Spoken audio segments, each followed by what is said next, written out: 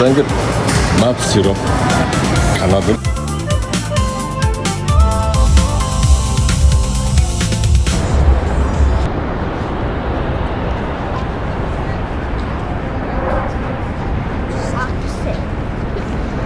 Америк, Канадын хил дээр орших Niagara Falls дэлхийн хамгийн алдартай байгалийн өвмөц тогтцоодын нэг. Энэ удаагийн аяллаар бид алдарт Niagara хүрхрээг зорж очсон хүмүүс хүрхрээг дэрэгдээс нь харахаас гадна ямар үзүр үзэж өдрийг хэрхэн өнгөрөөж болох тухай та бүхэндээ үзүүлэх болно. Торонто хотоос наашгаа энэ Niagara Falls, Niagara тосгон руу цаг 30 минут яваад 150 км замыг дуулаад хурж ирж байгаа. Тэгээд энэ бол олон нуурын хотгор гэж байгаа шүү дээ. Одоо Эри нуур, Мичиган нуур, Хурон нуур, Superior, Ontario гэдэг нэг дор оршдог юм 5 том нуур байдаг. Тэрний одоо Эри нуураас ихаваад наашгаа гол болж урсж байгаад одоо энэ Niagara Falls болж унаад энэ гол нь доошоо урсаад Niagara on the Lake гэдэг хэсэг рүү очдог. Тэндээ очиод бүр нарийнсан том хавцлаар одоо бүр илүү ширүүн урсгалтай гол болж урсдаг. За одоо энэ Niagara Falls-оос гадна Niagara on the Lake гэдэг тэр хэсэг нь одоо бас илүү үзэсгэлэнтэй, илүү үзэж харуулштай юм байдаг.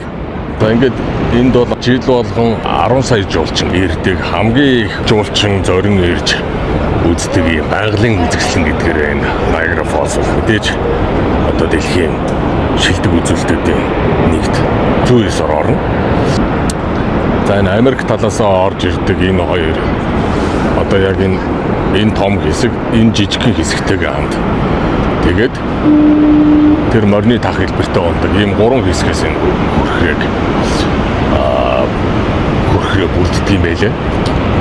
За одоо энэ тэр цаагуур тохиолдож одоо тойрог болж урсаж орж ирээд тэгээд одоо морины тах хэлбэртэй болдог тэр хүрхрээг бол одоо анх байгалийн тогтсон өөр байсан юм билээ. Сүүлд нь тэр Канада тал руугаа бүр дугуурж орж ирдэг хэсэг нь одоо нэмж хийж иж одоо энэ хүрхрээний хамгийн төгс хэлбэрийг олсон энэ түүхтэй байдаг.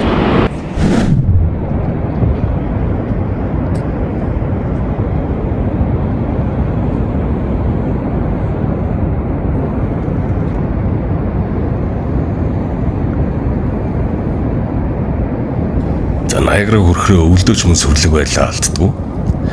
За бараг өвөлдөө илүү сүртэй болдог гэж хэлж болно. Уур манан дэгдэж, за цан хөөрөг татуулаад зарим газар овоорсон том мөснүүд хөлдсөн байх. Энэ дүр зургаас нарахад өвлийн Niagara бол зуныхаас илүү сүртэй, илүү догшин гэж хэлж болохоор харагдана. За энэ Niagara хүрхрээ бол одоо хэдий 57 метрийн өндрөөс ундаг чихлээ.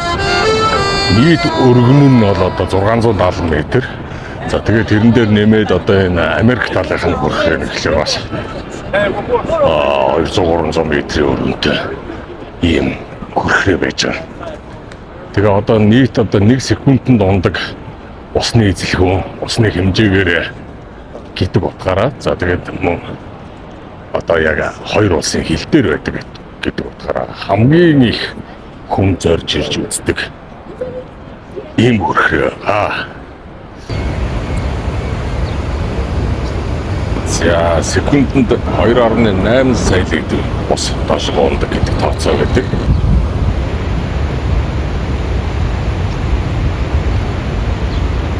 За ингээд энэ Баффало талаас ингээд аялал жуулчлалыг хөгжүүлэх зорилгоор янз бүрийн зүйлүүдийг ингээд ажиллаулдаг байгаа. Тэрний нэг нь энэ агарын бөмбөлөг байна.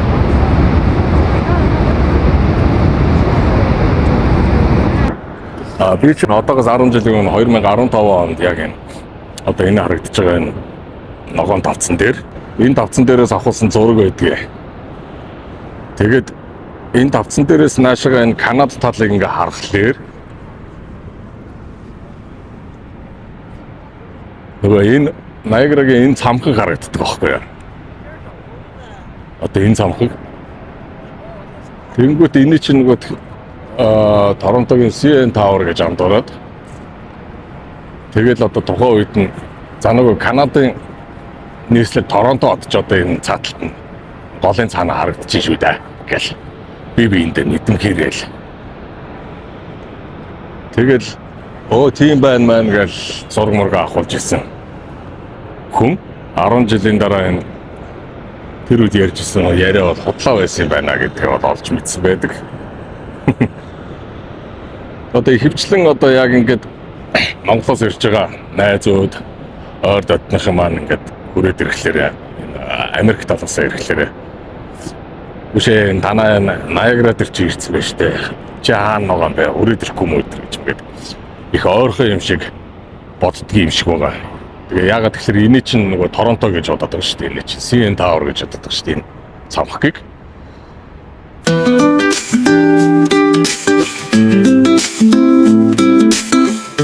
Ниагара хүрхрээ нь бол одоо ингээд өдөр бүр байгалийн гэрэлд солонгыг харах боломжтой юм хэсэг гэдгээр бас их онцлог.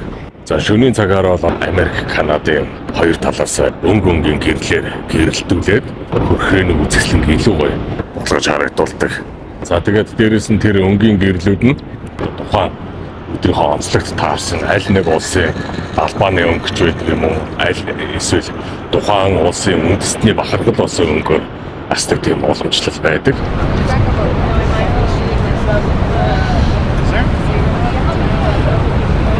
За энэ ирмэг дээр байгаа энэ нэг саарл дөрвөлжин саарлууд бол одоо орой нөгөө хүрхрээрөөгөө тусдаг гэрлэнүүд нь энэ харагдчих. 2022 онд би анх Канадад хурж ирчээд тэр ирсэн жилээ одоо яг анх санаачилж Niagara Falls-ийн гэрлийг 7 сарын 11-ний орой 10 цагаас 10-15-ийн хооронд өдөртөө нэг 15 минут хугацаатай Монголын талбайны өнгөөр асдаг болгосон тийм уламжлал тогтсон. Одоо тэрнээс хойш жил болгон Niagara Falls-ийн гэрэл 7 сарын 11-ний өдөр Монголын талбайгаар асдаг болсон юм аа. Ингээ бас нэгэн уламжлалыг эхлүүлсэндээ миний хувьд баяртай байдгийг.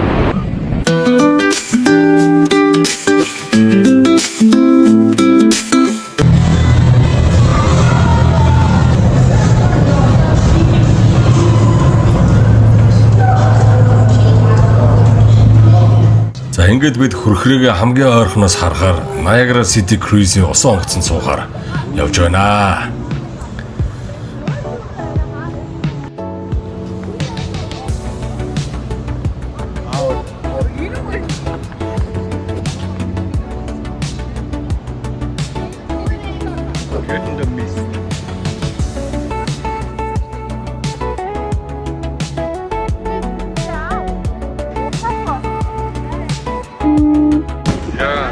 Niagara Falls. Америк талаас за өдөрлөө.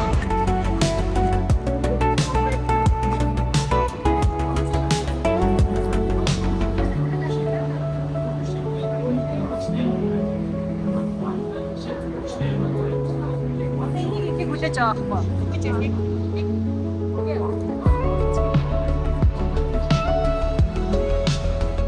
Дөрөвчөө явсан бол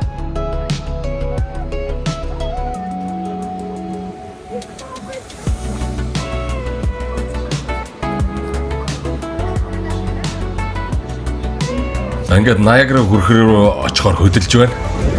Энэ аялал нь хүрхрээний яг хормоо хүртэл ойртож очиод усны сүр хүчийг, дуу чимээг нь бүх биеэрээ мэдэрдэг хамгийн алдартай аяллуудын нэг гэж хэлж болно.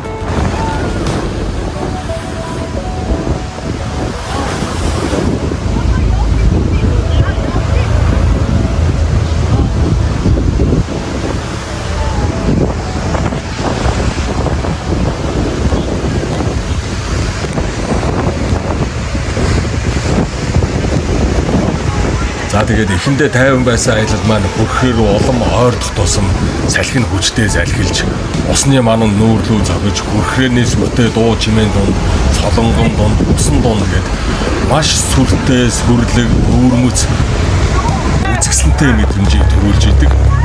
Niagara хүрхрээг зорж ирэх хүмүүсийг заавал энэхүү мэдрэмжийг мэдэрч энэ усан онгоцон сууж үзээрэй гэж хэлэх байна.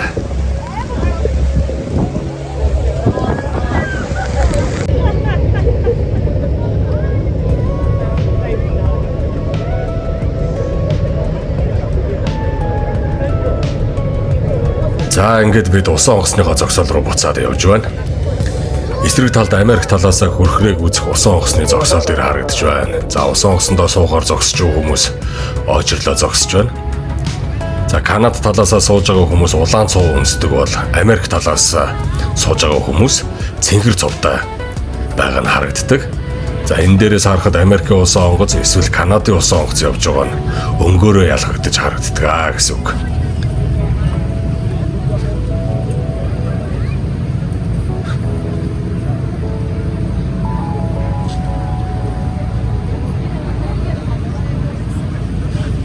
За ингээд энэ харагдаж байгаа гүүр бол Америк, Канада хоёрыг холбосон гүүр. Автомашин болон зарим хүмүүс явгнаар жалахад хийл гарчиж болдог дундын гүүр.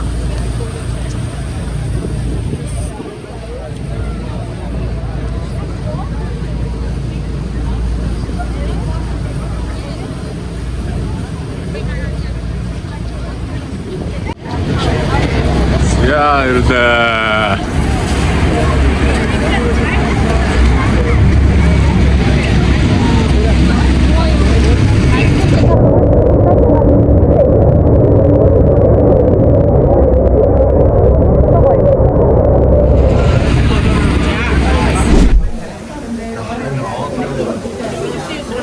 But then you might see it was restricted to legal.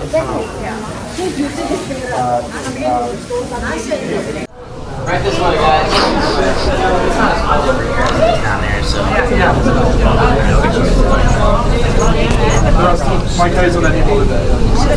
Болгоомжтой.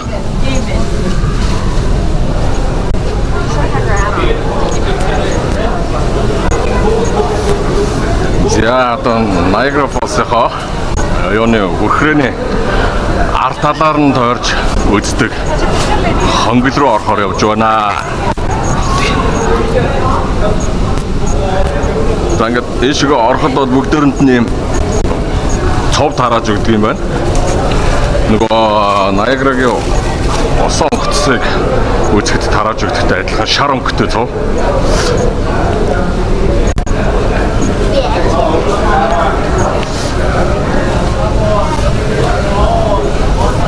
За хөрхрөө маань одоо энд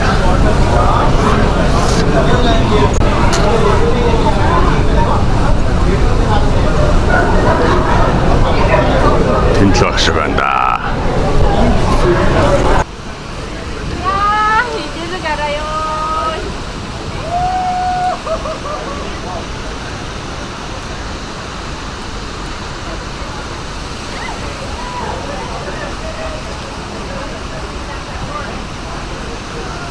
За behind the falls буюу хөрхрээг ард талаас нь за мөн хажуунаас нь харж мэдрэх боломжийг олгодог хэсэг.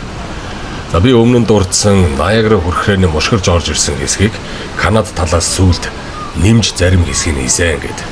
Тэр нэмж хийсэн байгууламжийн доор нь буюу 38 метрийн доор хар чулууг нэвтэлж хийсэн хонглоор явж хөрхрээний доод талд нь очдог иймхүү байгууламж байдаг.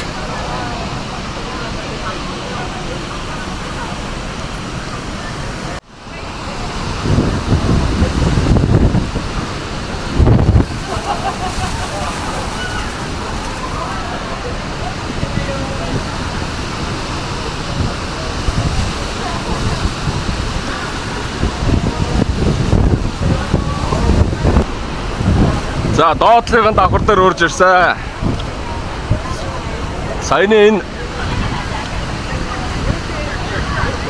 Саяны гарч ирсэн тавцсан энэ байна.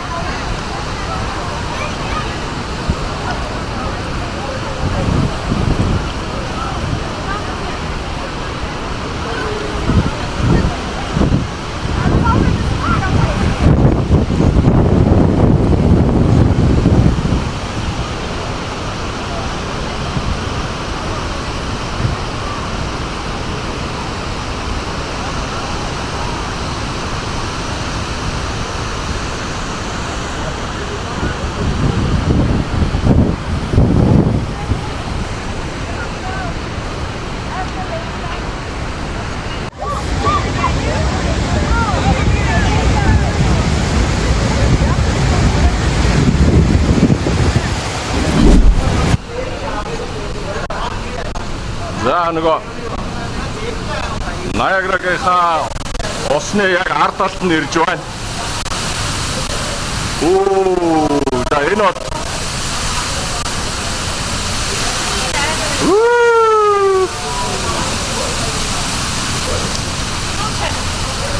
за бичдэг байтугай нүдээр хараад юм харагдахгүй байна.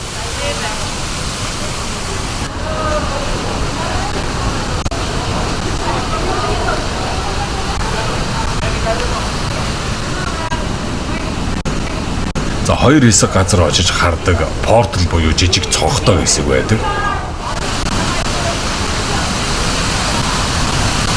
Гадагшаа харах арга байхгүй.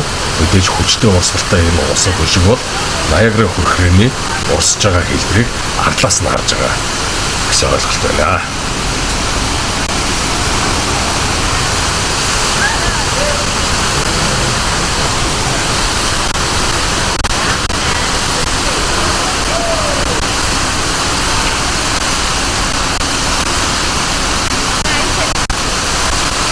За доо шууган бодлоо үнэхээр сүртэй байна.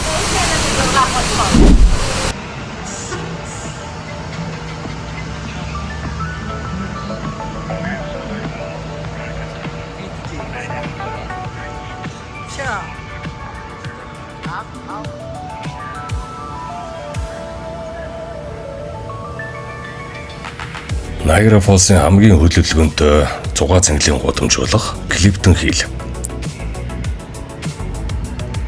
За бид энэ удаагийн явуулдаар өглөө их эрт ирсэн болохоор одоогийн байдлаар хөдөлгөөн бужигнаан арай эхлэх байх шиг байна. Ер нь бол өдөөс хойш оройдоо бол энд ёстой төнд үжигж бомб бужигтай газар л та. Тиймээс зарим хүмүүс Ниагара дахь мини Лас Вегасын гудамж гэж нэрлэдэг. Энэ гудамж хүүхдүүдийн хамгийн их очих дуртай газар гэж хэлж байна.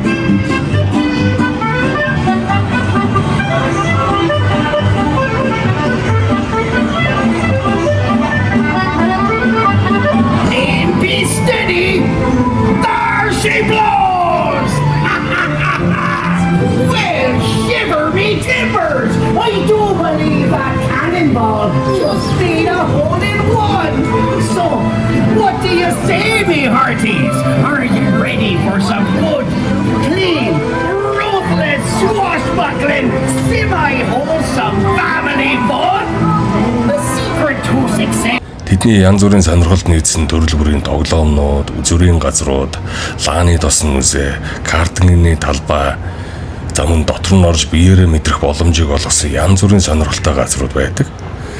За мөн Ниагара Фолсыг бүхэлд нь өндрөөс толдож хардаг алсыг харагч байна. За мөн энд төрөл бүрийн дөрвөн хоол, кофе шоп, сүнэрийн дэлгүүр гээд жуулчдын сонирхолд нийцсэн төрөл бүрийн үйлчилгээ байдаг. Аман хүүхд залуучуудын сонирхлыг татах энэ олон үзүр үйлчилгээний газруудаас гадна томчуудын сонирхлыг татсан нэгэн газар байдаг нь казино. За Ниагара үзэхээр ирсэн хүмүүс бас казино заавал орж азаас өрдөг тохиолдол байдаг. Here at the haunted house, we're proud to be the toast of Niagara Falls. I remember when we were the toast of Niagara Falls. Well, that was before that unfortunate barrel incident. You told me the falls were entirely safe. Well, they are. The rocks at the bottom, however, not so much. Can I have your attention, please?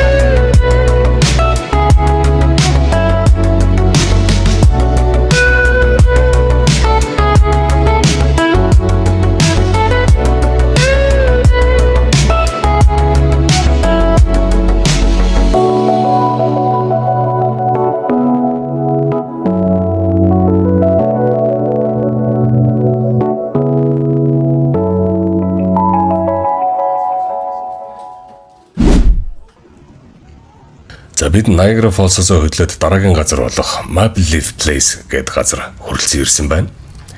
Энд ирсний гол шалтгаан бол Канадын агч модны сиропыг амтлах, мөн хэрхэн энэхүү сироп бүтдэг талаар ойроос харахаар хүрэлцэн ирсэн билээ.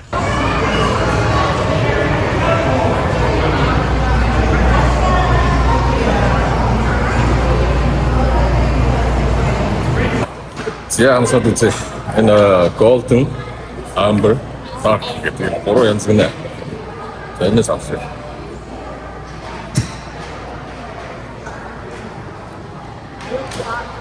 Эвгүй зөөлөн амттай байна. Нэг шингэн шар зүгийн бод гэдэг шүү дээ. Тэрнийхүү. Тэгээ зүгийн бод зөөлөн байна.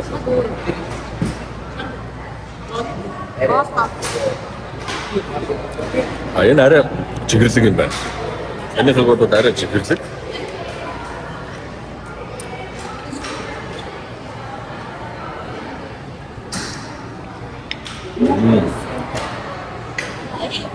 Энэ жоохон төлөвлөдөө юм шиг.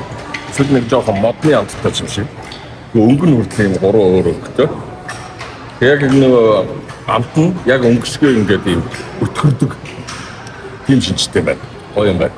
За ингээд Maple Syrup Канадад хэрхэн хийдгийг тэгээ дараагийн та бүрдүүлж байна.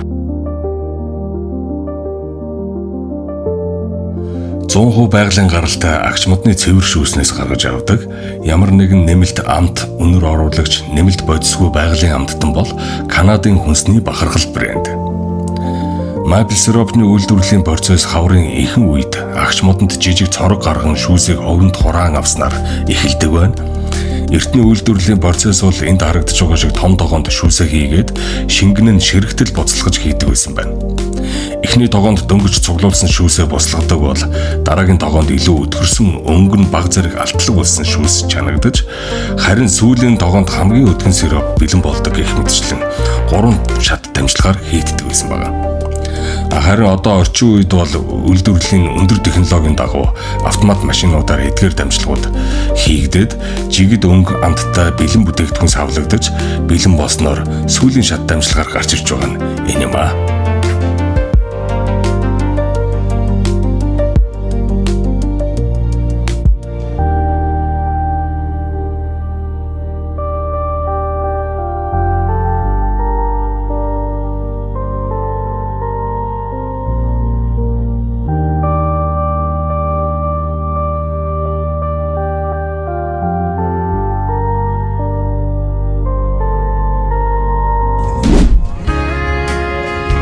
Niagara on the Lake орчим нь Канадын хамгийн алдартай вино үйлдвэрлэлийн бүсүүдийн нэг. Энэ хавар маш олон гэр бүл усан үзмийн тариалангийн талбай виноны үйлдвэртэй. Яагаад энд виноны тариалан ихтэй байдаг вэ гэхээр Онтарио нуур болон Niagara голын нөлөөгөөр өвөл зөөлөн, зун дулаан уур амьсгалтай, намар их урт үргэлжилдэг учраас усан үзэм удаан жигд боловсрох нөхцөлийг бүрдүүлсэн таата уур амьсгалтай байдаг нэ. Тиймээс та бүхэндээ сонирхуулахаар зарим нэг вайнерыг орж танилцахаар явж байна.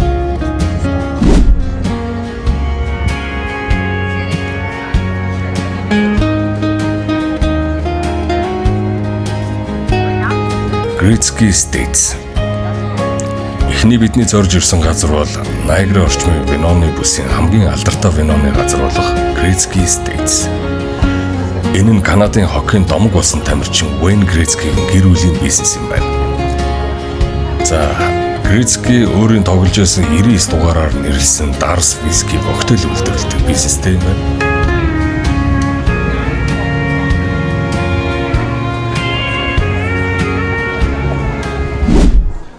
За, энэ бол халдварт хоккейчин Gretzky гэдэг тэр нөхрийн winery байна л та.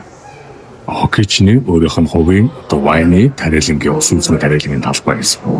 Энэ хавьдаа бол энэ хашийн вайн бол илүү сортоор илүү нэртэй брендли байдсан. Өөрийнх нь 1925 оноос хойш явж байгаа гэр бүлийн бизнес буюу вайны халдвар гэдэг юм. Одоо өөрийнх нь зургийн гэдэг юм байна. Ингээд бас ичил музей гэдэг юм байна. Нэг ороод нэг янз бүрийн тактикийн процесс үнсэлүүд нь тийшээ бас байдаг юм. 99 навд тохиолдчихсэн биз дээ. За ингээ ажиглаад харж байхад энд ирсэн хүмүүс ихэнх нь бол одоо мэдээж дарсанд дурлагсад, за мөн спортод дурлагсад, за зарим нь энэ Грецкигийн фэнүүд нь хүртэл зорж ирсэн харагдана.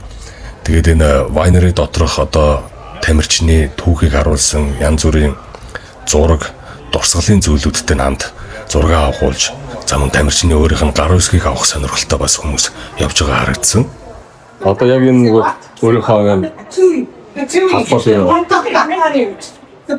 чөлөө цаг. Сул цагаараа гэрээ хайшдаг юм. Сасаа ярьсан.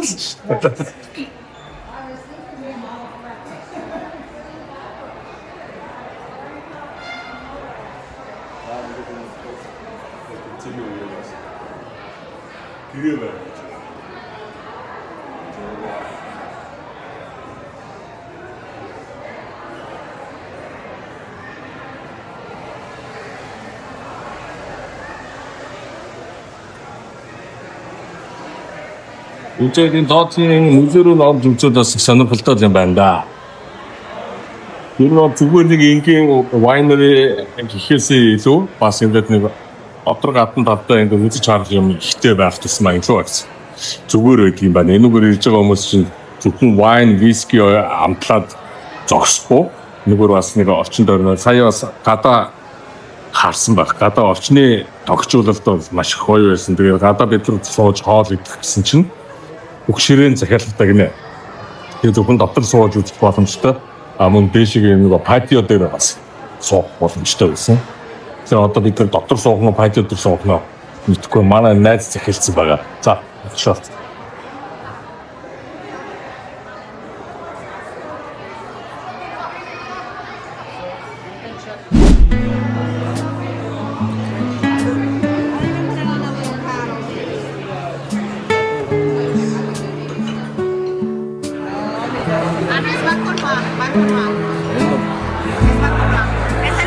Está bueno. Тэгээд дамсчихсан. Яг амсаад сэтгэлээ илэрхийлсэн чинь ширээс албараа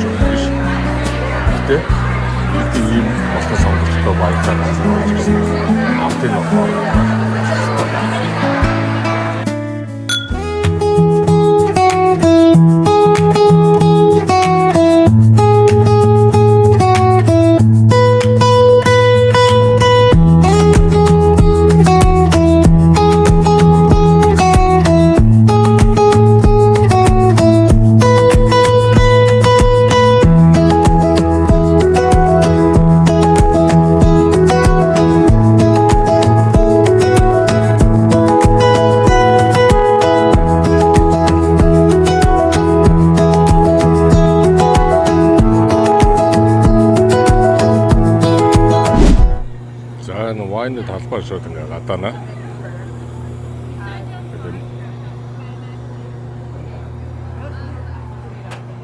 Сайн бид нэрээ орж ирсэн зам одоо энэ дарагдчих байна.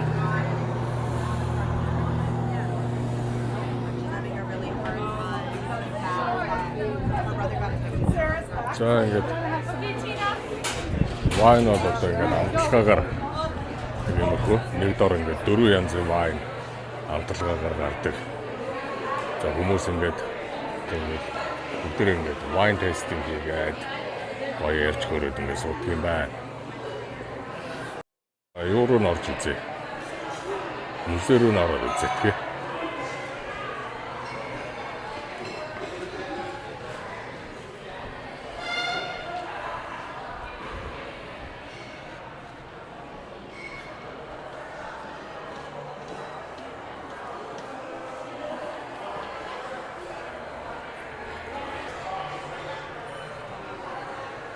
За энэ ялтчвал энэ аваас Ниагарагаас төрсөн одон юм гинэ. За одоо ингээд энэ арга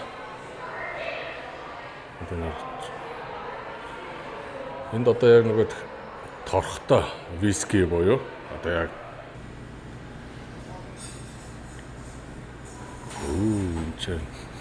энэ үнэр нэстэ дасархаа энэ. Цаанаас бүр нэг тэг бодвол одоо нөгөө яг виски даршилсан хэсэг юм шиг байна. Тэр модон бошгийн дотор бишүүд бошгоноос нь амтлагаа яадаг. Тийм газар байна.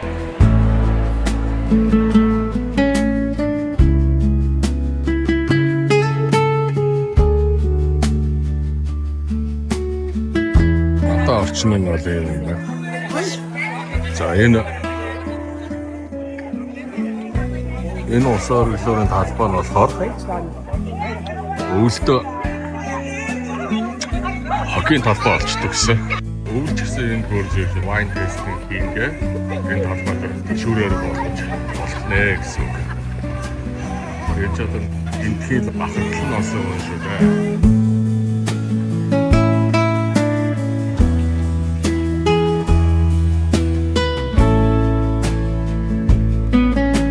ийм газар байна да.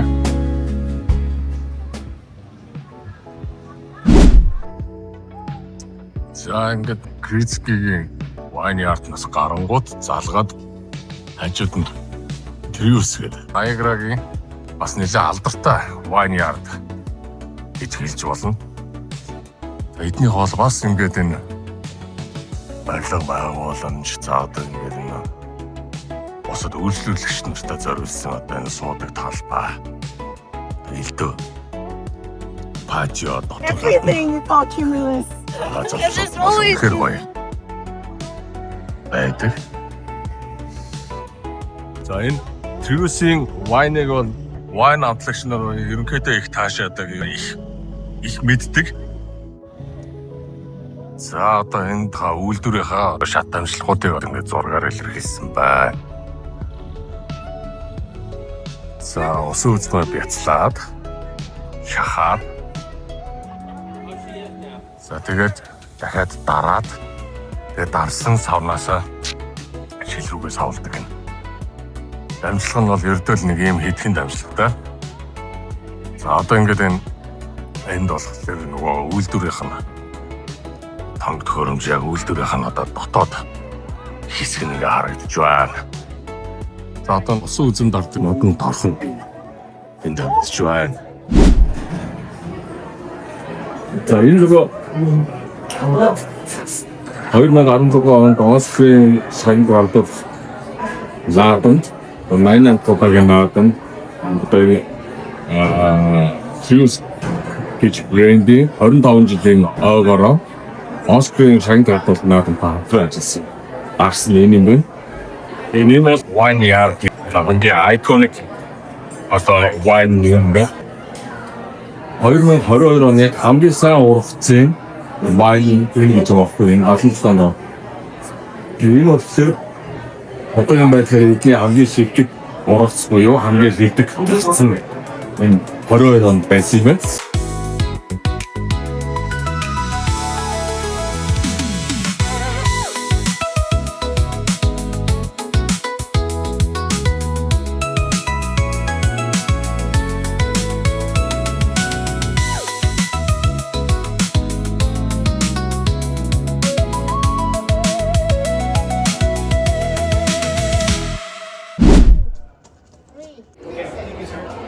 За ингээд дараагийн газар бол Big Head Wines.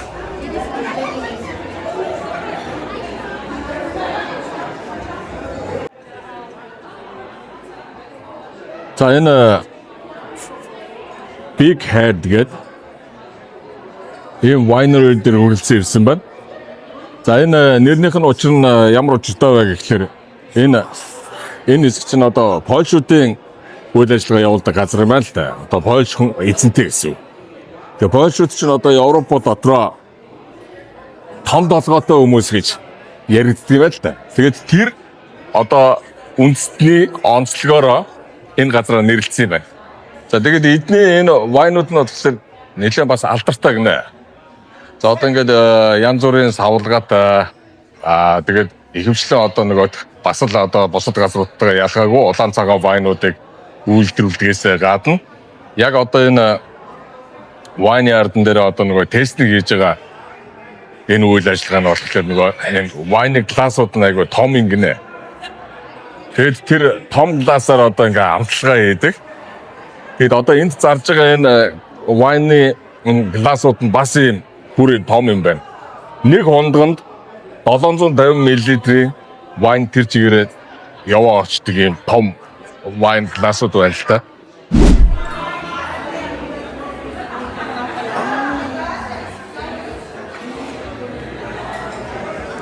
Big Head Wines-ийн нэг онцлог нь усан үзмэд тусгай аргаар хатааж илүү тод, өтгөн, баялаг амтыг гаргадгаар бусад вайнерыгаас ялгаатай ингэнэ. Виноны амтаараа бол Niagara on the Lake дэх өрмөц хамгийн онцгой нь. Тиймдээч вино сонирхогчид дунд hidden gem гэж яригддаг. Үнэхээр винонд дурлагч бол заавал хурж ирж энэхүү виноны амтыг амтлахыг санал болгодог газар юм гинэ.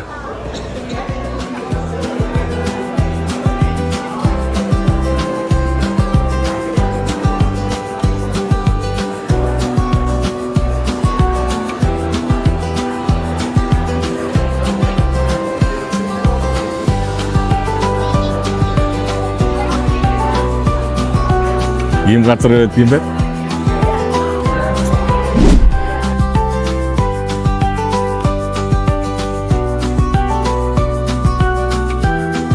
За ийхүү Niagara хүрхрээ болон Niagara орчмын вайны ардуудаар аялсан аялал маань Онтарио нуурынхаа өмнөд хэсэгт орших Niagara on the Lake хэмээх хамгийн үзэсгэлэнтэй тосгонд хүрээд өндөрлж байна.